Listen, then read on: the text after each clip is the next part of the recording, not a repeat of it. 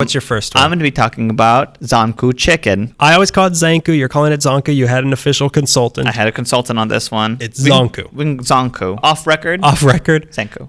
On record, Zankou, sir. There's a lot of really hard things to pronounce in here, so be patient. I have a white person's mouth, so I apologize. This humble little story begins in the most humblest of places, Beirut in Lebanon, the very not turbulent year of 1962. The franchise started in, here we go, Barouj Hamoud district of Beirut, which was once a slum for Armenian refugees who escaped the genocide and was blossoming into like a cultural area for Armenian community in that area. It opened as a little spot that sold rotisserie chicken and was opened by Vardkes Eskandarian and his wife Margaret. It was named after a river in Armenia, and although Google didn't indicate that there was a Zankou river, it got swallowed up by the same San Bernardino flood. They're connected in a weird way. There was a really big splash. We don't know where it went. On their website, we named it after a river in Armenia. They don't tell you anything about the river, but then they say that the word for bell in Armenian is Zankag. Wait a minute. Bell? Bell, yeah. Like Taco Bell. Like Bell, Bell. You're kidding me. No. That's so weird. It's pretty odd. Are all of the, is Panda, we're going to be talking about Panda Express, is Panda Bell in Chinese? Oh my, let's look it up. Fact check. Google Translate. What does Panda Express mean in Chinese? In Cantonese, not Mandarin. Siri, on their first day, they sold one chicken. And on their second day, they sold two chickens. To another chicken, trying to get his wife back. Why did the chicken buy the chicken? Because it was a lady doctor.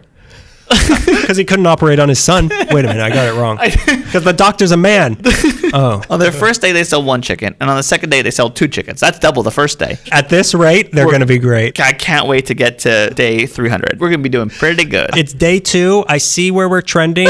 Place an order now for 8,000 chickens for next Thursday. I have a hunch. Their shop was tiny. It had a lot going against it, but something that would distinguish them early on, even in 1962, in this little shack in Beirut, was this. Now, Zankou Chicken is known for two things. The first thing, their most prized possession, their tangy garlic sauce. I love it. So even in 1962, that really? Tangy garlic sauce it's so weird that these places usually become known for their sauces. Yeah, right? That's what I go for. I'm a saucy guy. Yes, I like slop. Saucy guy. I like slop. I ask for everything without sauce. Can I get this before you cook it? Can you put more sand on that? Now, it's said to be a secret family recipe, but I stumbled upon an 80s to 90s LA Times clipping, and it read the ingredients because I respect family secrets. Lips. I will not say it on this podcast. It's out there if you're curious. I flagged that article as spam. It's deceptively simple. All the stuff that I could buy like today at like a gas station. Male enhancement pills. Batteries. Air freshener for your car. Easy. And also a little bit of a tiny thing of old motor oil. Splash some Four Locos. It's very good stuff. Four Locos? No, yeah. Have I expressed my love of Four Locos on this show yet? The garlic sauce is fantastic. It is. It really is. Let's talk about our experiences with each of these places as we're talking about them. We talked about Taco Bell. I don't know much about it. I like those cinnamon things. You love it. Zankou Chicken, I do like a lot. Their garlic sauce is great. Yeah. But the last time you and I both had it, and we said, this is going to be great. When we're together, we don't spend this much money on food. Yeah. Which is not a lot of money. No, it's known for its affordability, Zankou. But we thought, hey, let's treat ourselves. Let's get some nice chicken. We ate it. We were so happy. We came, I think, to record an episode shortly afterwards. I almost got run over by your own car trying to run to the bathroom. You left my car. You ran to the bathroom. And I had to go too, and I had to park the damn thing and been like, save a stall for me. It wasn't even like, you got to go find parking. Like, the spot was right there. I made you let me out here, and I ran to the bathroom. We both got not good food poisoning. I put a plumber's daughter through college with what I did to that bathroom. You ever heard the old one about the plumber's daughter? She was a doctor. She could operate, because this is not 1921, and you're allowed to be more than just a nurse. Not to put it down, but that was our last experience. Still, garlic sauce is great. I stand by that. I'm a big fan. I think I'll get to my first experiences with it, but we'll get there. Yeah, let's get there. Oh, that wasn't your first experience? You're going to love it. Nothing's going to happen to you. You're going to digest this so slowly. So in the early days of Zankou, there was no cash register, no tables, no chairs. They utilized every inch to cook the chicken and food prep. Customers had to park on a one-way street, then they run in and hand Vardkis the cash and then run back out. You can't eat here. Their son, Mardiros, said that it was a drive-thru before there was a drive-thru. I challenge that and call it a run-in. I had a run-in with a chicken. Delicious. He was trying to cross the road to... The mother was the doctor. He was trying to cross the road because he was an old man. He was a human who was walking and crawling and using a cane. What? Well, how did I my get metaphors are turning into the Sphinx.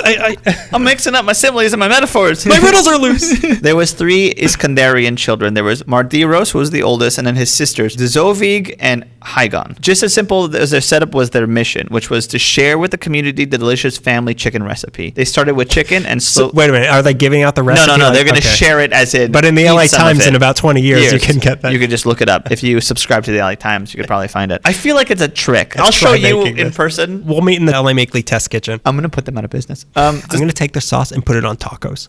So they started with chicken as slowly their Mediterranean menu grew, as did their clientele. They just built a fan base around it. Now come to our homeland. The history of our Armenian community in LA goes back to like the late 1800s. Really? Yeah. There was a huge surge in population grew around the time of the Armenian genocide, which was 1915. That was the second wave. At this point, the Armenian immigrants began to settle in little pockets of Los Angeles, most notably East Hollywood and Glendale, around the 1940s. Do we know why? Not really. I mean, why anywhere? Yeah, why anywhere? Like, I think like a couple families moved one place, and then like they opened up like a newsstand that has Armenian or Chinese or Korean, whatever, and then people were like, oh yeah, people speak Korean over here, and no one else does. Let's go there. Everyone thinks there's probably some big reason. Like, there's got to be a reason. There's so many Israeli people in Tarzana. There's probably one family that moved there. Another family knew them. And they opened up a bakery with all the food that I know. So we're going to go there, and I'm going to open up a dry cleaning business right next to them. And then what are you making these stereotypes? I'm not. I'm just saying, mom and pop shops. Well, the daughter was a dry cleaner. I can't dry clean my clothes. I can't dry clean this chicken. Well, the thing with East Hollywood is that it's a very cultural, diverse part of town. You have Thai town, you have historic Filipino town, there's Koreatown to the south. The area known as Little Armenia is in East Hollywood. The borders are Hollywood and Santa Monica Boulevard, Vermont Avenue, and then the Hollywood Freeway. The most intense surge in population is said to be in like the 1970s when the Soviet Union lifted immigration restrictions. And then there was that's the big third wave, I believe. So the Iskandarians have been serving their community in Beirut for 20 years or so,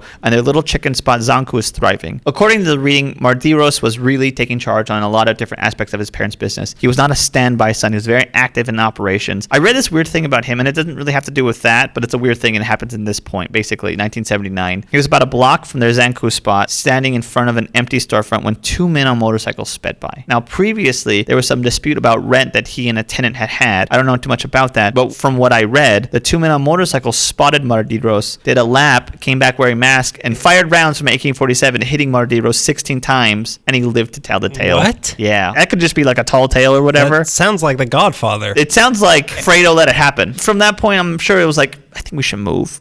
Let's not be here anymore. His parents didn't really want to come to America. They didn't even want to really continue in the food business. If they came to America, they were interested in opening a dry cleaning service, which is why I was in my head. Is that a common thing that Armenian people would do? I have no idea. Let's phone an expert. But Mardiros knew that Zankou was something truly special. He had visited Los Angeles before and seen these pockets of communities from people from the Middle East, but no significant fast food places that were serving them. Barely any recognizable food from the region. So he pitched the idea to his parents, and they said no. And he said, oh, come on. And they said, no. And he said, shucks. And he said, come on. And they're like, yeah, right. It's so weird that basically the idea for every fast food is like, well, this is an ethnic sort of food. Yeah, let's make this really fast. Let's get them in and out the door and take their money before they realize the food's not good. Before they realize they're about to get food poisoning. The Iskandarians. In one instance. Only one time. I've eaten there a lot. The Iskandarians were going to Hollywood after serving their community in Lebanon for 20 years. So they got in their convertible and they drove across the Atlantic. PCH, which connects to the Mediterranean Sea. Used to connect into Israel. They've been doing their thing in Lebanon for 20 years. Now they're coming to Hollywood. They're here to spread the good word in Los Angeles. And that word? Bird kebab.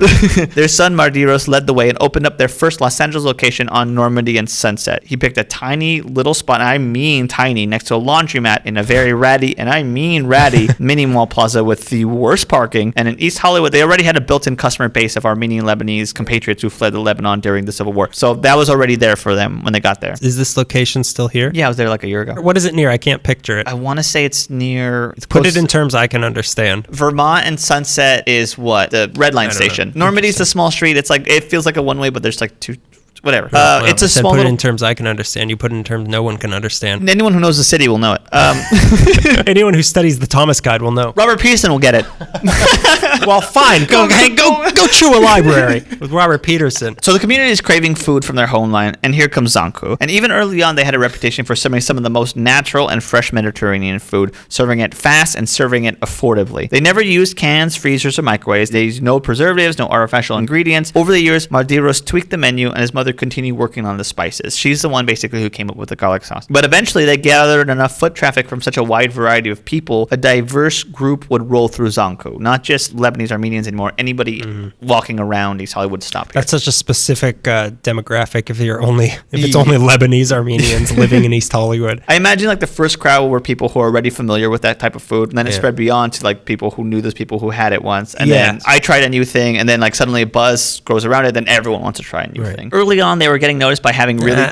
I like hamburgers. I'm tethered to hamburgers. I made a commitment. I signed a contract. I mean, sometimes even sandwiches. I'm like, what is it, a hoagie? I can't eat this. Where's the patty? Patty was a doctor.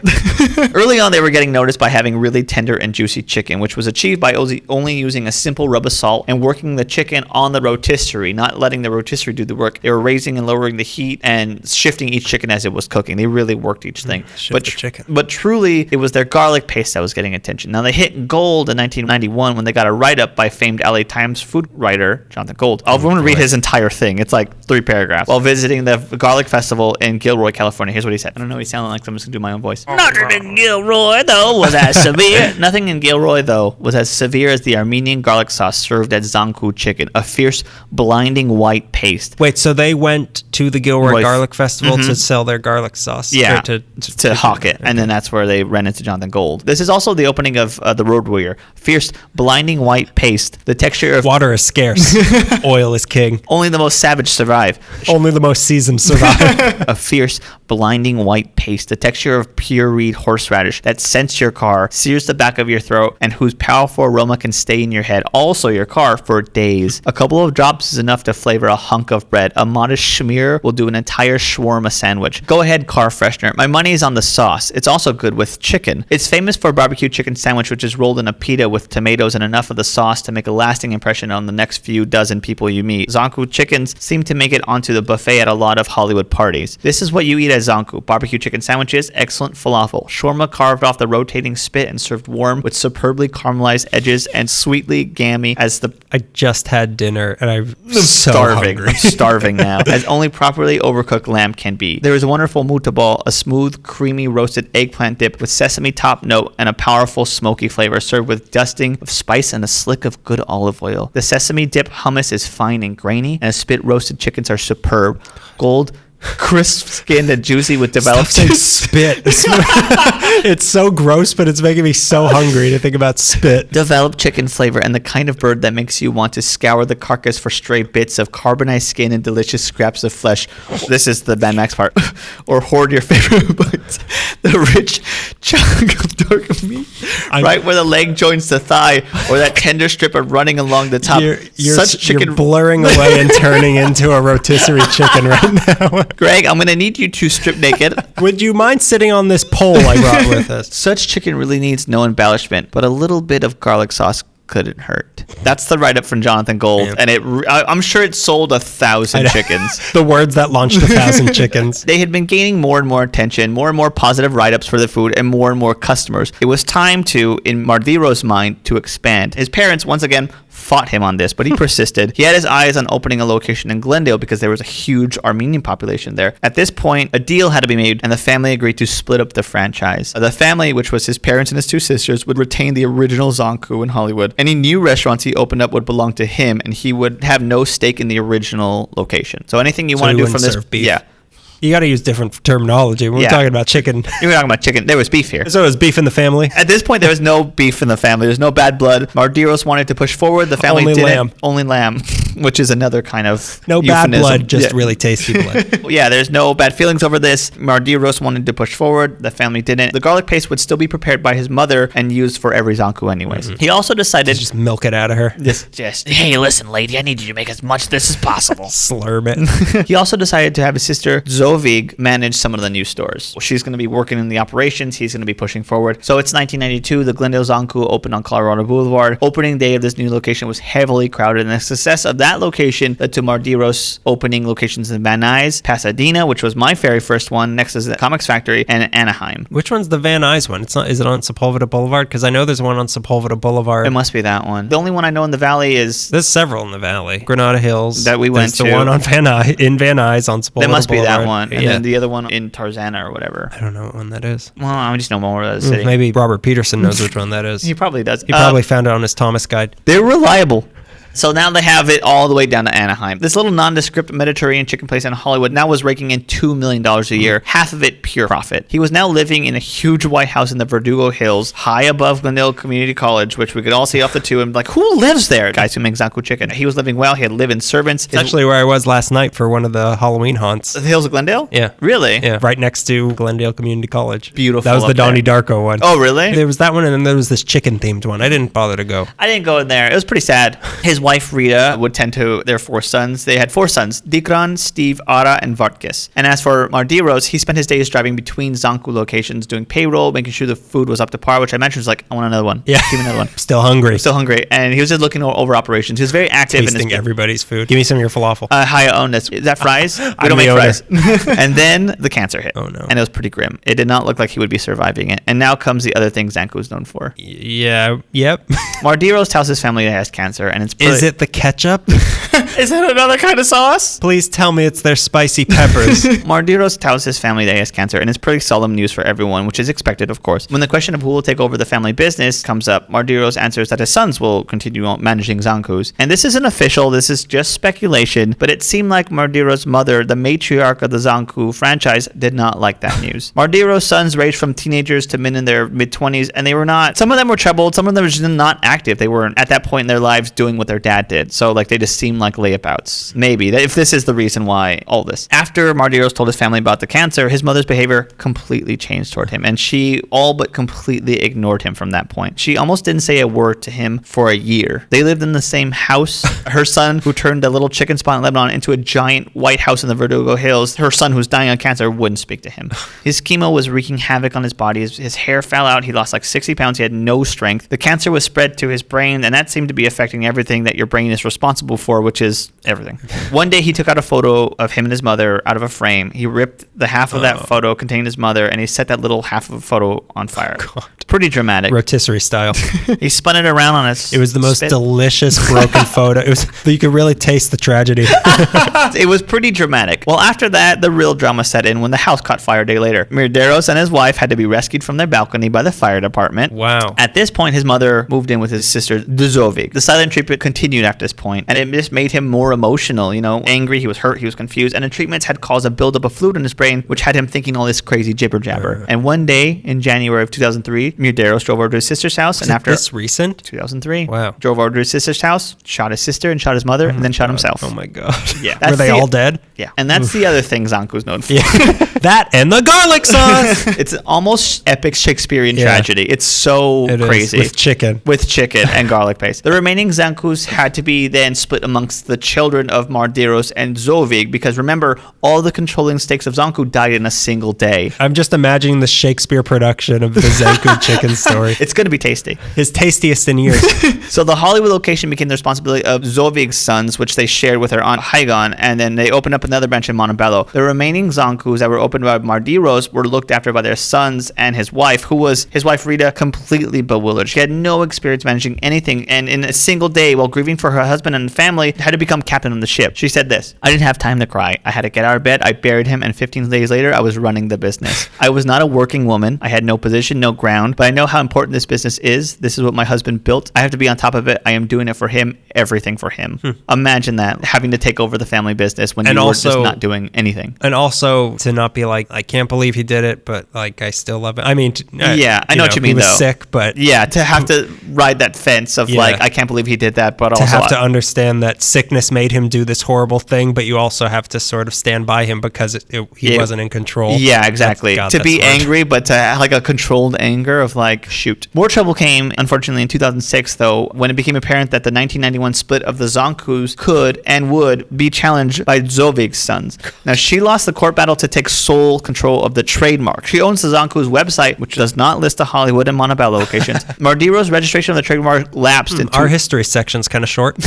Mardiros, he had registration on the trademark. That lapsed in 2000. The court in 2006 decided that trademark couldn't be split, and now both sides own it, which from the outsider's look seems fair. But then Rita's in-laws and one of her nephews countersued, alleging wrongful death and seeking tens of millions of dollars from Mardiros' estate. Right. Their lawyers had failed to file within the statute of limitations, and the suit was dismissed. All of this really messy, and I'm not sure where really it stands today. Internal struggles are internal struggles, but the food itself, still loved. Celebrities are all about Zankou. On their website, they have a photo of Jeremy Renner walking along with a Zankou bag. It's kind of out of nowhere, but I'm like, I get it. Like, he's an Avenger. I know why you're promoting this. There's a Curb Your Enthusiasm based on Zankou Chicken Dilemma, where a Palestinian restaurant... It's not. It's Al-Abbas. Larry and Jeff note that the restaurant is a perfect place for a Jewish couple to conduct an affair, since no one from the community would be caught eating there. It remains a Los Angeles staple known for two things, garlic and murder.